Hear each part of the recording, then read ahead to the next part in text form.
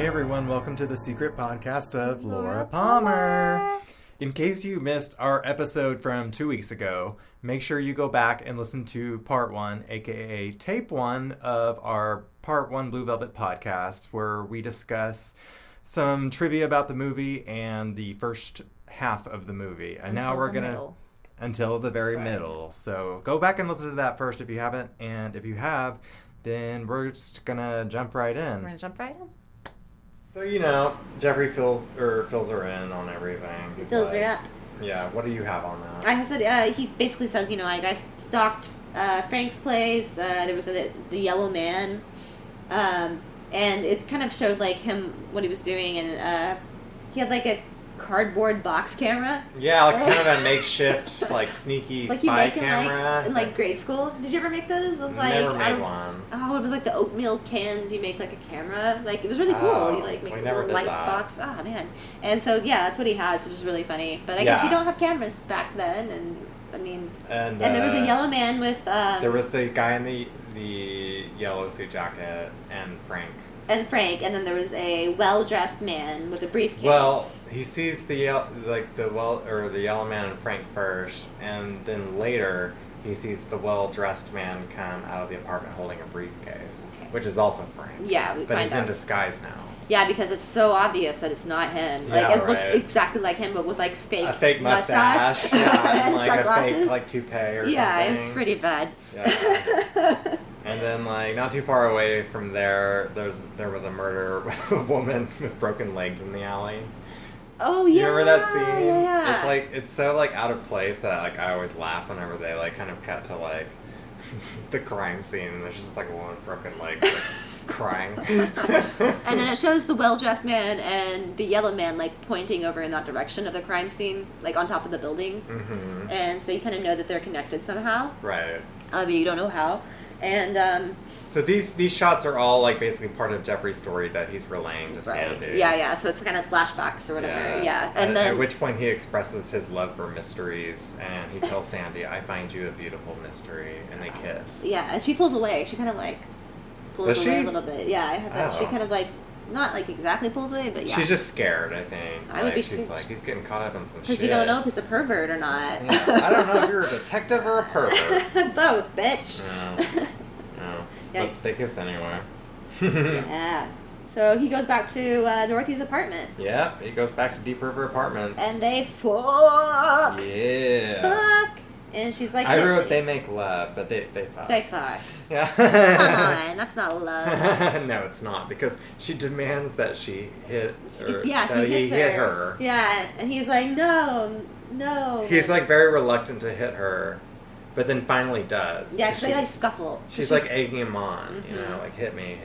And then slow motion, evil. After he hits her, there's a slow mo, and that reminds me of Twin Peaks. So with Bob, all of it's when he attacks Maddie, or even when he attacks other people, it's all slow mo, and the voice is True. And so whenever he was fighting with her, whenever Kyle was fighting with Dorothy to hit her, it was slow mo, and I always think that David Lynch put slow mo voices, that's evil, that's bad stuff. Yeah. So I thought that was interesting. Yeah, the scene is, after he hits her, it does turn into what you just described, and it's very carnal. Yeah. That's how I described it. Yeah, it's very lustful and carnal. Yeah, I like that. Carnal. Well, carnal you. Because she refuses to go to the police about her family or whatever, so... And then, then after they fuck, she's like, I have your disease in me now. I love that line. I know. That's such a great line. Is it I got your cum in me? Yeah, and yeah. Or, what is, he have, an STD, or... Yeah, I don't know. I think it's I have your cum in me, and, you're also, you're diseased because you're just another man who will hit me. I don't know. That. Yeah, but she's but she seems content in that. She's I have your disease in me now. Yeah, she's not mad about it. Right. She's happy about it. But what's creepy is there's the sound of a child's music box playing at that moment. I didn't recognize that. Yikes. Yeah, in the background, just very faintly, you can hear a little music box. Weird. Where did it come from? I mean, it's just something they added, but yeah, Whoa. I don't know. That's creepy. But after they have sex, Jeffrey insists that she's not crazy, even though Dorothy believes that she's crazy. Yeah, she's crazy. Dorothy's like, I'm crazy. He's like, no, you're not. You're just saying that to be nice. And because he's like reassuring her, like, you're not crazy, she's starting to really fall for him at this point. Yeah. And That's what happens with me, every time. Such is life. And then, so he's about to leave the apartment, and as he's doing that, they're kind of like saying their goodbyes, and that's when Frank comes up. Frank Booth shows up. They're in the doorway. They're not like in bed or anything. They're in the threshold of Dorothy's apartment and the hallway the apartment hallway. Yeah. And then Frank comes up the stairs into the hallway, and it's kind of awkward. Right, and he's got his goons with him. That's right. Yeah. And they're There's Brad Dourif, Jack Nance, somebody else, other people. I think there's only one other guy. Yeah, I don't know. Sorry. There's like 3 or 4 of them.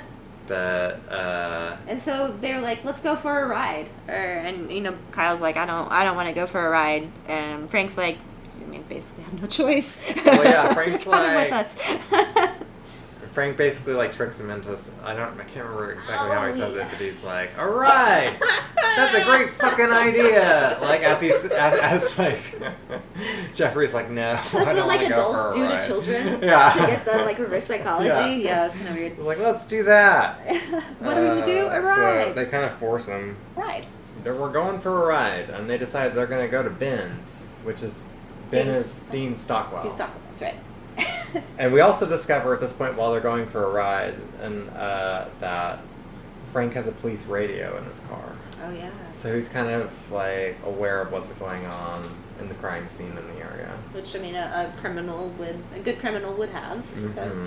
And then they pull up to Ben's, and Frank says, "This is it."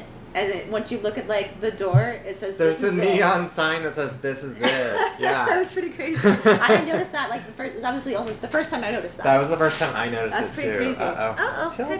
Tilda's playing with the paper. Let me put this away. Yeah, and that's the iconic scene where Frank asks Jeffrey, "What kind of beer you like?" And then Jeffrey's like, "Heineken?" And Frank's like, "Fuck that shit! Pabst Blue Ribbon!" So that's pretty great. Yeah, I used that throughout my 20s. Remember when PBR just made it come back? Yeah, all the hipsters were drinking PBR for a time. Yeah, because it was just like a cheap $2 can you could give at the bar. Or even cheaper, man. They had the shot and beer for $5. It was pretty awesome. And yeah, anyway, PBR was the shit, and I would always use that line. Drunk, like, Hashtag alcohol. So we meet Ben. He's very upscale. He is very upscale. He's got this very regal robe on and makeup on. But he has this weird party going on. He's kind of gay. And and there's a bunch of old women. There's a bunch of 50s looking larger women. Yeah. They look like they belong in a John Waters movie. Exactly. Yes. Yeah. That whole entire scene. Apparently that. he runs a brothel. Oh, is that what it is? According to what I read, but they don't really make that clear in the film. Not at I just thought he's gay and these are his hags. Yeah.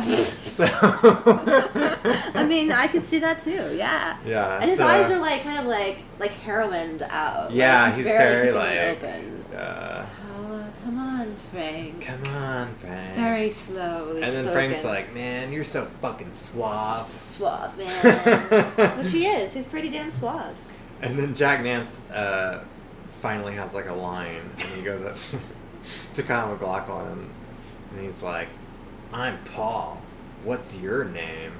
And then Jeff kind of looks at him reluctantly as if he knew him in Dune. It's true. Because it's his name was Paul, or Jeffrey's name was Paul in Dune. Yeah. He's like, "I'm Paul, what's your name?" And there's this weird kind of exchange. Does he respond to that, or no? Because Jack Nance punches him in the stomach really hard after that, and knocks the wind out of. And then don't the other goons punch him too? Doesn't Frank? No, they give him a little noggin on the head or something like that. I know Dean Stockwell punches him for a second, but I think that maybe later on. Oh yeah. Because he. Oh right, yeah. You know what? I'm wrong. Jack Nance is not the one who punches him. But he says, "My name's Paul," twice. He's like, "I'm Paul. What's your name?" And then he kind of nods like this, and all the guys laugh. He just does this weird yes nod, and then walks away, and everyone's laughing. And then they punch him, and then Jack Nance Yeah, goes up to him. Ben is the one who punches Jeffrey in the stomach. Well, fucking Frank punches him because he didn't toast to Frank. Because they were going to toast to not Frank. Because they're like, say, here's to your fuck, Frank. Because he was like, let's cheers. Let's cheers to something. And they're like, let's cheers to fucking. And they're like, and then Ben's like, here's to your fuck, Frank. Here's to your fuck, Frank. Cheers. And then that's when Ben punches him in the stomach. Because he didn't toast. And then after that punch scene, Jack Nance just like says, I'm Paul. And then it like cuts to something else. Yeah. It's just really fucking weird. I'm Paul. I'm Paul. Cool. And then you overhear Ben and Frank talking, and he's like, and Gordon came up to him and took all his drugs. Yeah, he's like, I went up to him in broad daylight and took all his drugs. Then he's like, hey, let Tits see her kid. Tits. I used to call my friend Amber Tits, just like from that movie. I would call a bunch of people Tits. Like, hey, Tits. You used to say Tits to me all the time, too. It's cute. Tits. I like it. It's I still kind of use it sometimes. Let's bring it back. I'm okay with it. I was kind of afraid it was really like offensive, so I just went for cunt. Well, I'll instead. do it in the right. Yeah. You know, because cunt is way less offensive than Tits. And that's when we have the whole scene, like, as Dorothy's visiting her kid, like, in a room that we can't see. In the brothel? That's not really a brothel? Yeah. Apartment/brothel/ John Waters movie.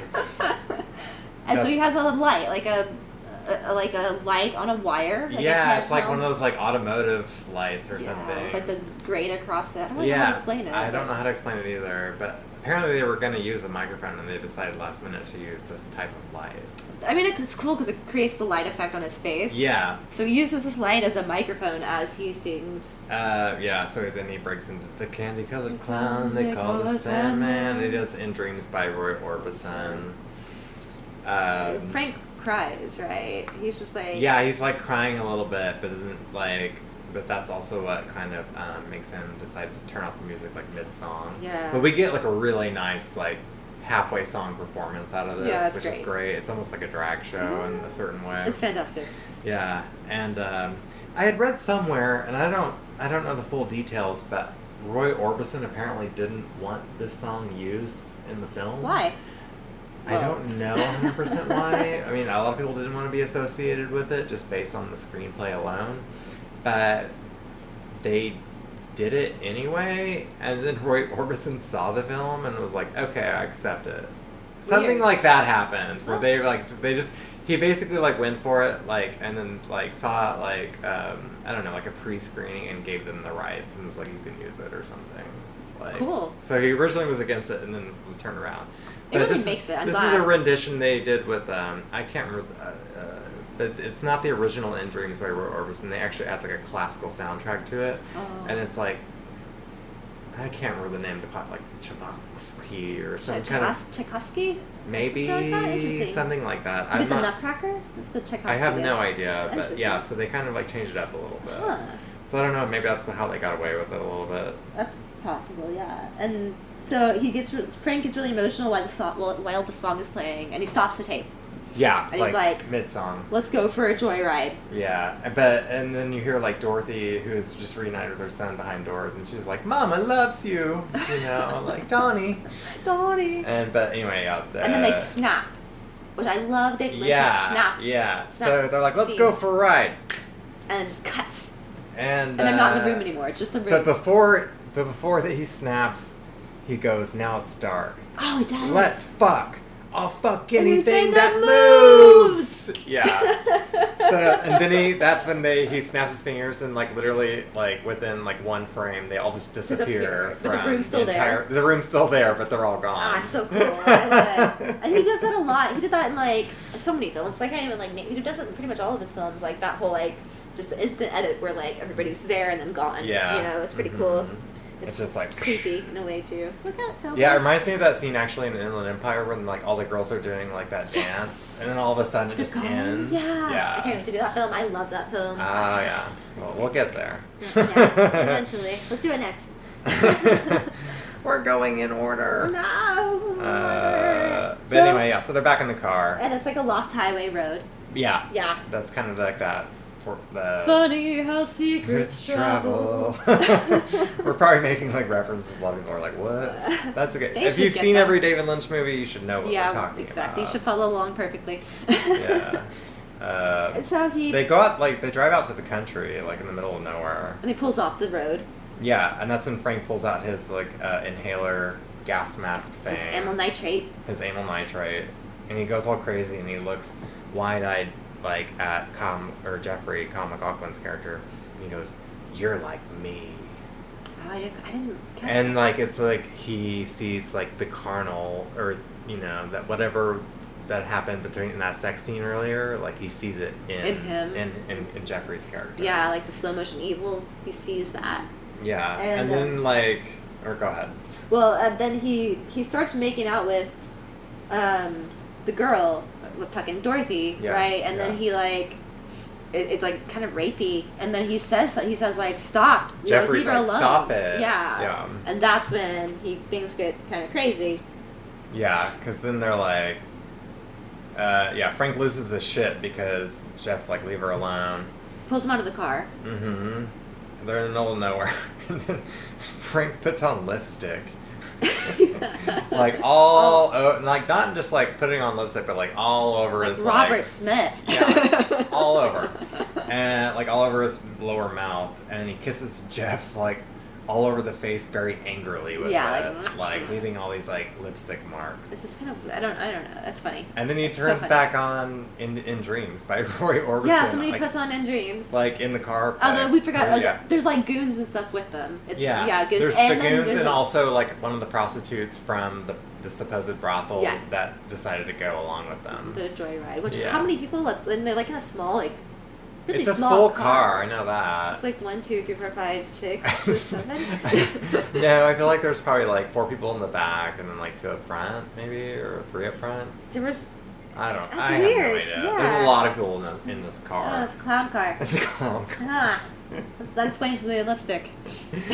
Yeah. Injury. So someone puts on. Candy-colored clown. Because he keeps saying he doesn't say In Dreams. He keeps saying the candy-colored clown. Yeah, that's how he calls the song is candy-colored clown. It's hard to say. The candy-colored clowns. Then he has this whole like hilarious / intense scene all at the same time, just like every other scene. It's like you don't know whether to laugh or scream. Yeah, and he's telling Jeffrey like face to face, like as Roy Orbison is playing, "I'll send you a love letter. You know what a love letter is? It's a bullet from a gun. I'll send you straight to hell, fucker." And while this is happening, there's like the lady from the brothel, like dancing on top of the car. To In Dreams. Like, 60s kind of like waving her arms around. Like, it's She's got this crazy, hilarious. Like, curly blonde wig and like huge glasses, like a pink top and a black miniskirt. I think. Yeah, it totally doesn't match. I think there's like leopard print, maybe even. And she's completely ignoring all the stuff that's going on. She's just dancing on top of the car, having a good time to the song as they're being violent with each other. And right, as like this really dark shit is what? happening, which adds like an element of humor to the scene. And also the whole like it's like I'm gonna basically he should have fucking killed him. I mean, if you really like think about Frank's character, like in that scene. What he would have done if it wasn't a David Lynch film, he probably would have killed Kyle MacLachlan or beat him up or something. Instead, he puts on lipstick and makes out with him and tells him he's going to send him a love letter from his heart, which is a bullet. Like, yeah. Just like, what? So it's very bizarre. It's so bizarre. How bizarre? How bizarre. And Dorothy's like, stop, like, while this is happening, because Frank's, like, starting to beat him up at this point. Yeah, he is roughing him up. Yeah. And, it's a great scene. He kisses...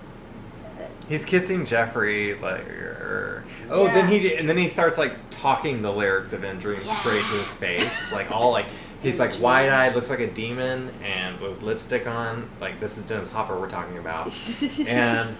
And he's just like, "In dreams, I'll walk with you." Yeah, and then he like just like, says like the whole like verse or whatever. But very dramatically. Yeah, just like in he dreams, means it. I talk to you. Very angrily too, just like in dreams, you're mine all the time. Together in Together dreams. in dreams. Yeah. Very strange. Candy colored clown. And so that whole scene happens, and then we get like the candle that we saw earlier that was like going all crazy blows out. like, remember from the montage, like, the burning candle that's really loud? Yeah. We see that candle again, and it just, like, burns out. Okay. It's just, like, its own single shot of a candle. It has nothing to do with the scene we just saw. Okay. It's just, like, one of those weird... montage things. Yeah, it's not even a montage, it's just, like, one scene where that crazy, like, loud blowing, like, candle just finally Just done. goes out. I didn't even recognize that, but yeah, I really dig that because in the previous scenes when that candle blew out, like Frank would say, "Now it's dark," or there'd be like an a narration over it that says, "Now it's dark." So now it's anyway. dark. And so he wakes up. So it goes to Kyle. He's in like the parking lot of this industrial He's in a area. lumber yard. Oh, that's where Yeah. he's at. Yeah. Lumberton. Lumberton. So he wakes up after being beat up by the Bagoons and Frank And it's morning. by himself in this part, lumberyard. And I guess he walks home. Yeah, he gets home, and then they show him, like, waking up in bed later on crying. Yeah. And he's kind of, like, reminiscing on the fact that he hit Dorothy in the heat of the moment. Yeah. And feeling, like, regretful or remorseful about it. And then after that, he calls Sandy, right? Mm-hmm. Okay. So Yeah, he calls Sandy on the lost for a phone. And he's like, "Dude, tell my dad, like, you're in too deep." Yeah. She's like, call my father, and his aunt and his mom. Yeah, so, like, Jeffrey walks down the stars. And they're so alarmed when they see his face. Because he's all bruised up, like, from being beat up by Frank. And then so this is how I know it's his aunt. His aunt says something. The older lady was like, I don't know, she's like, what happened or something, whatever. Right. And he's like, Aunt Barbara, I love you, but you're gonna get it. Which is very, like, I 50s. heard, now Barbara, you're gonna get it. I heard Aunt Barbara. Like, now Barbara, you're gonna get it. That's what I heard. I heard Aunt Barbara. I still think it was his grandma. Okay. You put bets? Huh? $5 bets? 25-cent bet. Okay, 25-cent bets. All right. We just shook on that. So anyway, yeah. It's so documented. he's telling Aunt/Grandma, shut the hell up. Shut the fuck up. And then he goes to the police station, and that's when he discovers... The yellow fucking man. The yellow man, the guy He's who was in wearing the there. yellow suit jacket, is at the police station and Behind the works desk. there. Yes. Yeah. So it's like, oh, fuck. This got, like, levels deeper. Yeah. Because, I mean, the audience didn't know that either. Like, None of us knew, yeah. We knew, like, and so that kind of, like, throws back to, like, okay, this is why, like, Frank has a police radio in his car. Yeah, it starts to make sense like that. Mm-hmm. Uh-huh. And the yellow man is named Gordon. Gordon. And that goes back to, like, the conversation that, Like Gordon. Yeah, Gordon took the like, drugs. put the drugs or whatever. Yeah. So we know who that is now. So, Gordon is the man. He took all those drugs away, and it was beautiful. yeah, nice. That's what it said. That's what they said. I like that. I wrote it down. I still like it. I'm glad you remember / wrote it down. It was beautiful. That was beautiful. And so Jeff meets with Detective Williams, Sandy's dad, again, finally, And just to share all of his knowledge. He gives all the photos to him, and I think his dad or her dad is just like, "Whoa, dude, you did a lot of good police work, but you guys." He's like wide-eyed, yeah. like, "Whoa, how do you know so much?" Yeah, it's kind of crazy. Which is like, how does the police not know very much? Also, but Are you surprised? No, I'm not. Making a murderer. And so Detective Williams is like, "My daughter's not involved in this. She better not be." You know. Yeah, like, and he's like, no. And he's like, "Well, be prepared for interrogation on this later. You're gonna have to come in." Detective Williams confronts Sandy about this at home. Oh, Like- yeah, because Kyle MacLachlan walks out and sees Sandy, and they're like talking, like hush, all hush, like, like, did you tell him, blah blah blah, and then the dad walks out and sees them talking, and he kind of suspects something, and she's like, "Is Friday still on? We're not talking about the case at all." Yeah. And then she's kind of just like standing there, like, looking around after Kyle MacLachlan leaves, and she's like, "What's wrong?" And her dad's like, "There better be nothing wrong." Kind of like, I know you're kind of involved. Right. But she kind of, Laura Dern, Sandy, gives Detective Williams, her father, a very kind of unconvincing, "No, I have no idea what's happening." Yeah. She just kind of like crosses her shoulders and makes this funny like, face. "Oh, I don't know." Yeah, it's like obvious that she's like I don't know totally what you're in talking on it. about, Dad. So yeah, I thought that was it was coy and very cute. It was funny. Yeah, it was funny. So and then Friday at her house, Jeffrey's gonna pick her up. Yeah, for a date, I think, right? Mm-hmm. That's what's going on. So they're actually having a date that's So not we're gonna related have- to the case. They're gonna have a fancy night out. Yeah. Finally, they're gonna fuck! Yeah! And then the Yellow Man just fucking shows up. At the house. And at Detective Williams' house. I think he recognizes Kyle because Yeah. I think they saw each other for a second at the police station too. Mm-hmm. And so they're like, who's this person? You know. Yeah. And he may have even saw him when he was playing pest control earlier. That's at true. Dorothy's apartment. And then, probably like when he was like camping out their place, you never know. Right. You never know. So like they kind of make this weird eye contact. And he does like a double take. And like Detective Williams tells Jeffrey like really quietly like don't blow this. Yeah. Like we both know he's involved. So just keep it cool. Play it cool. Just forget about it. And that's when Jeffrey and Sandy go to like a 50s style basement party. Oh yeah, the house party. Like it's like remember like the basement parties of the old days where like all the kids hung out. And that's when they decide to have like a slow dance and Julie Cruz' Mysteries of Love plays. Yeah. And here's the fun thing, another fun fact. Originally, David Lynch was going to use Song to the Siren by This Mortal Coil for that scene. That's like very Greg Araki. Yeah. And, but he didn't. He ended up using Julie Cruz's Mysteries of Love. However, he went on to use Song to the Siren in Lost Highway later on. Oh, I didn't know this. The scene where Bill Pullman and British Arquette are like fucking out in the desert. Mm-hmm. And she's like, "You'll never have me." You'll never like have that's when he finally uses the song. Oh, see, I didn't remember. Like 11 years later. Yeah. It's still good. It's still relevant. Yeah. So because that was 97. I thought this it was was 86. It was really funny that they chose that song in the party to dance to. Right, because it's super cheesy but beautiful at the same time. It's just so slow. Like, there was, like, a rock song on, and then they're like, okay, let's dance after this rock song to this really slow song with no beat, really. Yeah. That's very strange. And then they both, like, say I love you and kiss very deeply. Like, they have, like, a really beautiful moment together with this song.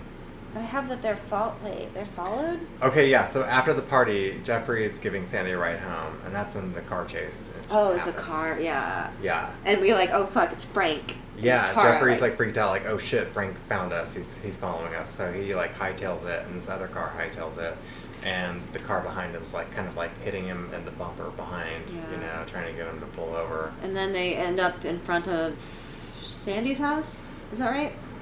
Yes. Or Jeffrey's house. Sandy's house. Sandy's house. And we find out it's Mike. Yep, it's Mike, It's Sandy's the crazy boyfriend. She's like so relieved. She's like, it's just Mike. Like, it's not Frank. He's like, you stole my girl. Kind of that whole, exchange. Yeah, right. But, like, as this is, like, happening and, like, they're about, like, Mike's about to, like, beat Jeffrey's ass, they see Dorothy. She's, like, standing on the lawn. Oh, actually, this is Jeff's house. I'm sorry. Not okay, Sandy's Jeff's. house. Yeah. Dorothy's standing completely butt naked and bruised. With her arms extended. Mm-hmm. Like fucking Jesus on the cross. Just like, just abused. And looking like in shock. Yeah, it was crazy. And it stops the entire fight. Because at first they're like, is that your mom? Yeah, like, they kind of make fun of him. Mom's a slut. But then they see, like, the seriousness of it, and they're like, sorry, man. I'm so sorry. I didn't know you had all this fucked up shit going on at your house. That was probably one of the funniest parts of the movie. Sorry, man. Sorry about your mom. And so they walk her in, so Mike kind of just chills in the front yard. Or maybe it is Sandy's house, because I don't know. I know, it's kind of confusing, right? It is confusing. I don't know how she found Sandy's house. Yeah. Or Jeff's house. Or Jeff's house, yeah. It's kind of strange. I don't really think I have what house it is, because they walk into... I think they walk into Sandy's house, don't they? Yeah, but I'm pretty sure the exterior is... Maybe she was in Jeff's yard and they drove. Just walked. There could have been like a cut or a scene just missed missing. it. Yeah, I don't know. That's possible. Huh, interesting. Yeah. I didn't even think about that. And then Laura Dern kind of realizes in the exchange between Dorothy and Jeff, like, something more is going on. Right. Because she's very, like, amorous toward him, and... he's just trying She's finding like comfort in him, like while she's naked, and Sandy's just like WTF. Mm-hmm. You could see in her eyes, like, oh fuck, he didn't tell me everything. Right. And then like some like 50s like ambulance shows up. It's like not an ambulance from the 80s. It's like the Ghostbusters. It's like a Ghostbusters. Yeah, it's like an old school like ambulance, and then like they basically like put her on a gurney, and she starts screaming like, "Jeffrey, hold me! I'm falling! I'm falling! I love you! Love me!" I miss that. Yeah. It was amazing. And then I remember she kept saying like, "He put his disease in me." Yeah. To Laura Dern. Well, yeah, she tells Laura Dern too. Like she looks her like straight in the eye, and she's like, "He put his disease in me." And then Laura Dern makes that hilarious cry face. That's like, and the way that it's cut, like when I saw it like in theater with other people, everyone just busts out laughing. It's so great. Even though it's like, again, a horrific scene. It's such mixed emotions. It's wonderful. I dig it. I really dig it. Oh my god. And then she said they have hurt his head. Dawn, help him. And I'm not really sure. Oh, probably because like they cut his ear off. Help the kid. She just screams like they have hurt his head or something. Oh, okay. And then like Dawn, and help she's also him. like telling him don't get the police or whatever. Yeah, she's like afraid of the police. And then she's like. And then Sandy slaps Jeffrey once Dorothy's taken off. And then Dorothy's screaming, "Hold me, I'm falling," because like she knows something's going on between them. I see. And then doesn't Laura Dern scream like, "Where's my dream?" Very shortly after. So like Laura Dern's alone in her room. It's a very like teen dream 50s style. She's sitting like at her little I don't know, desk with the mirror on it. Yeah. And I forgot what that's called. A vanity. A vanity. I wanted to call it an armoire. Yeah, a vanity. Yeah. And she's sitting there like on her like, cord telephone talking to Jeffrey. And it was pretty simple. Like he was like, "Please forgive me." And she's like, "Okay." Yeah. And he also tells her like, "Tell your dad to get over to Dorothy's house right now." And that's the part where, like, as she's, like, hanging up the phone, or holding the phone, I guess, against her shoulder, she's just like, "Where is my dream?" Another great line. I'm like, what does it mean? It's so funny. Yeah. Will the Robins come? Yeah. So then Jeffrey, dumbass, goes back to Dorothy's apartment to solve the case. Dun, dun, dun, dun. Yeah, and it's like, at this point, dude, you need to let it go. Yeah. But Why is he so obsessed? It's so crazy. I think I have that know. written down too. It's like, why are you so obsessed? He loves a good mystery. I'm in the middle of a mystery. Uh. Building a mystery. And so he goes back to Dorothy's apartment, and then when he gets inside, he finds Dorothy's husband, Van Gogh, with the ear cut off, and as well as the Yellow Jacket Man, and they're both dead. He's in a weird pose, though. You don't really know that the Yellow Man's pose because he's dead. The Yellow Man's still standing. Up, and you hear this electricity. Yeah, but he's got like blood all over him, and he's not moving. Yeah. So like, yeah, the husband's like sitting, and like you can tell he's dead. In a chair, yeah. He's like. And then the Yellow Jacket Man is still standing. Isn't he touching like a lamp or something? Maybe. So you kind of like gather from that he's like basically just electrocuted and frozen in place, dead. That's what I gathered from that thing. And then like there's something about like the walkie-talkie, that the radio that the Yellow Man has goes off. Yeah. And it makes him like, I don't know, his arm slaps something like. Yeah, he slaps the lamp and then he just like falls down, over. right? Yeah, and falls over. So that's when you know, like, okay, he's dead. He's dead. Well, it kind of shows like his brain's blown out, but he's like still standing up. So it's like, what movie did we? What are we doing now? what's up going now? on? And then there's like the walkie-talkie says that there's a standoff at Frank's place, and it cuts to Frank's place, and there's like love letters straight from my heart. Love letters stream from your heart. Stream from my heart. Love letters stream from your heart. Keep us only while apart. Huh. Did he say that or wait? That's the song that's playing. Like that's the lyrics of like the song. There we go. Yeah. I was wondering why. I can't remember who does that one. I don't either.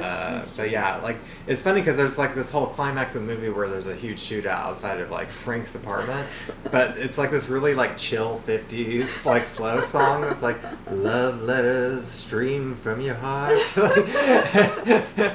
and like you see like windows blasting and guns firing. It reminded me of like the thing in Dune, like the whole like explosion, like, war scene in the middle of nothing. Like, it was just but very like out of this place. other thing happening at the same On time. top of it, but it yeah. actually works in the context. Oh, of it this totally movie, works because it adds better. to that weird, like, is this scary? Is this funny? Yeah, that's true. So yeah, the It's climax brilliant. plays this funny song like while they're having the shootout. And then, but Kyle says he was thinking about going over there. You could like see in his eyes that he was thinking about it, and he was just like, "I'm gonna let them find you on their own." Yep. Which is nice. He finally gives up and Yeah. is like, "I'm gonna let the police handle the rest of this." And then, so he's leaving Dorothy's apartment, and and then he sees Frank. sees the well-dressed man. He sees the well-dressed man. He's not really sure who it is at this point. Yeah, he sees the well-dressed man coming up the stairwell, and so he runs back into the apartment to hide. And wait, no, there's like a like scene where Kyle kind of realizes who it is. like this There's is a flashback, Frank. yeah, that he's like, this is Frank. So Tom Frank Selleck. is the well-dressed man. Alex He's- Trebek. Al- Alex Trebek and Tom Selleck. Yeah. What is Alex Trebek? Actually, he looks more like Tom Selleck. With the mustache. With that mustache. Yeah. You're right. So he runs back upstairs and grabs the walkie-talkie, and he contacts Detective Williams, and he realizes that Frank has a radio too. Yeah, he's like, oh fuck, like Frank has a police radio. And so he tells the radio, like, oh, I'm gonna hide in Dorothy's bedroom, but he actually moves to the front room closet. He hides in that living room closet again. So after he realizes, like, oh shit. So he and then Frank comes in and breathes from his oxygen or his amyl nitrate or whatever the fuck it is. Yeah. His mask. gas mask. His gas mask. Some be a And dentist. Frank takes the gun from the yellow man's jacket. While what's his name does? Kyle takes the gun from Yellow Man's jacket. Oh, you're right. Yeah. Sorry about that. But that was when Jeffrey steals the gun from the yellow man. So, well, that was after. So Frank walks in and he's like, I know where you are. I have a radio. So he goes from the back bedroom because that's where Kyle said he would be, and of course he's not there.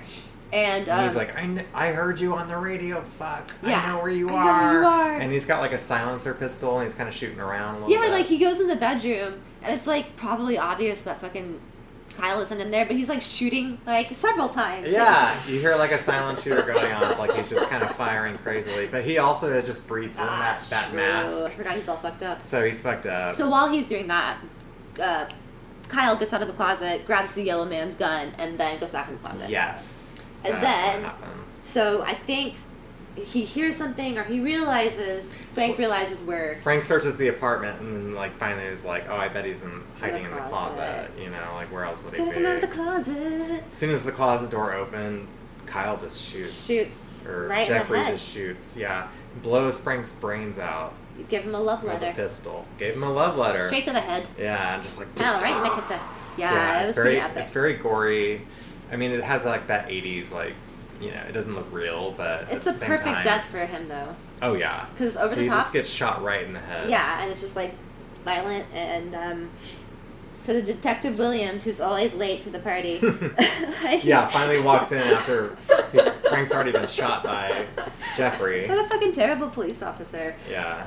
I wouldn't marry that guy's daughter. But then, like, yeah, he walks in and, like, he assures him, like, oh, it's finally over. Yeah.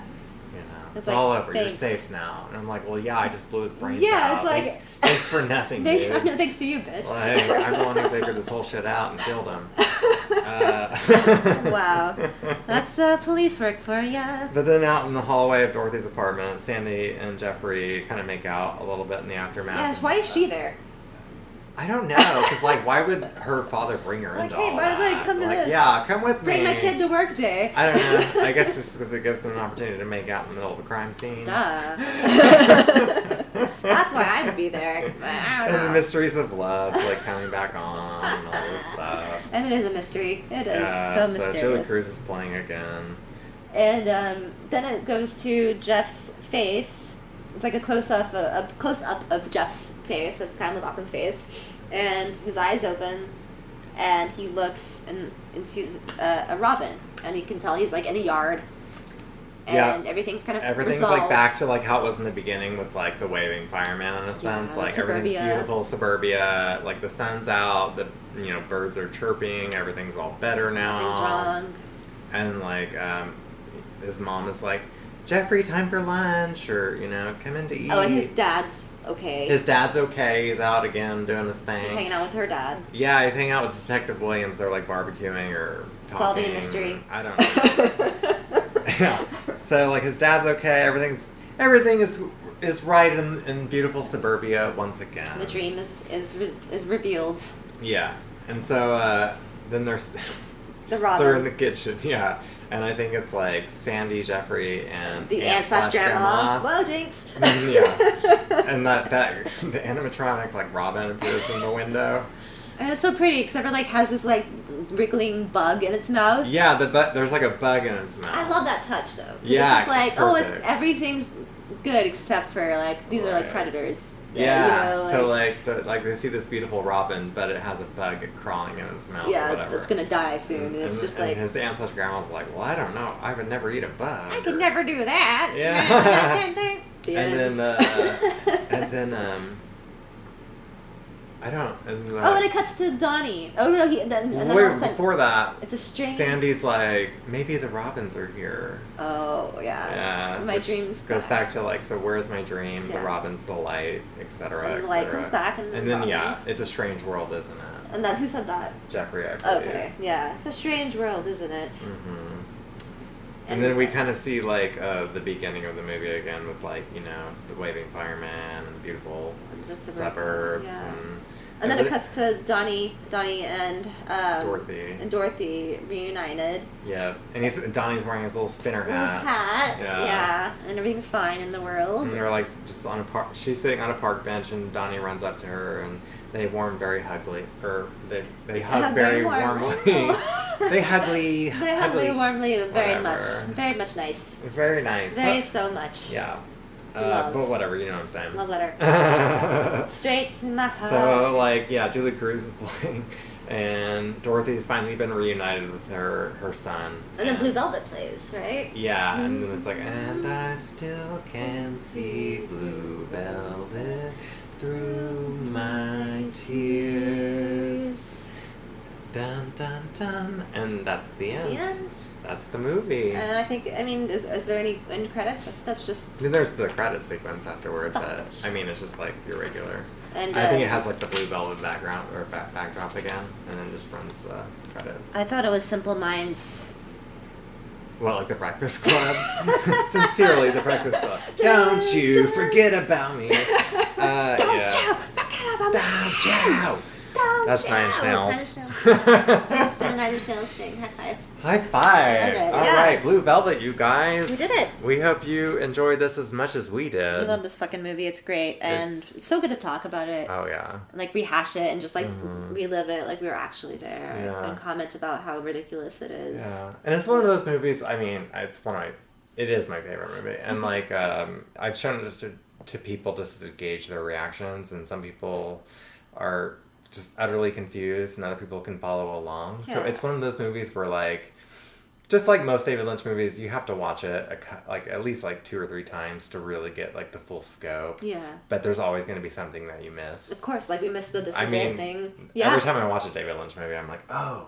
It's crazy. Yeah. And that's such a rarity, and it shows that he puts a lot of like thought into detail, which is so important. Yeah. That, it gives it, like, replay value. Because you can watch it over and over. Like, it's exactly. And, I mean, this one, the story, I thought, is pretty straightforward compared to his life. Yeah, everything after that, you're like, what is happening? But this one's actually, like, you can kind of follow what's going on. Yeah, totally. The dialogue's a little out there, and I think that's what confuses people. Yeah. But, I mean, like... But if you're familiar with the style of Lynch, then you're like, okay, I gotta... Yeah, like, this is happening. Yeah, totally. So, I mean, I thought it's a solid movie, too. And I think it's one of the ones you should show people who haven't seen it. So I highly recommend if you have a friend that, hasn't seen any David Lynch. And hey, best director nomination at the Oscars. Yeah, for sure. So, it's worth it. And I think Isabella Rossellini was also won like an Independent Spirit Award for this movie as well. Good. She did a great job, dude. Yeah, crazy. Of course. I mean, that's a hard role to play. Yeah. And she nailed it. Yeah, the acting was always good, except for the detective, like his like stilted acting, his delivery was just always kind of weird. But like you said, I think it was supposed to be on purpose for comedic effect. Yeah. Hopefully. Well, it's just like the movie makes you feel all kinds of things at once, and so that's what's really special about it. I feel like I could just keep talking about it because it provokes such a feeling in me. Like I just like, oh gosh, it excites me, but it's also like horrifying at the same time. I don't know. I love it. I'm glad we get to talk about it. It's a good one. It's great. Thank you. Anyway, Thank you, if you've never seen Blue Velvet, then hopefully we didn't ruin it for you. Show your grandma. Yeah, show your grandma. She'll love it. Show your Aunt Barbara, Grandma Barbara. Show your aunt/grandma. Aunt/grandma. Grandma.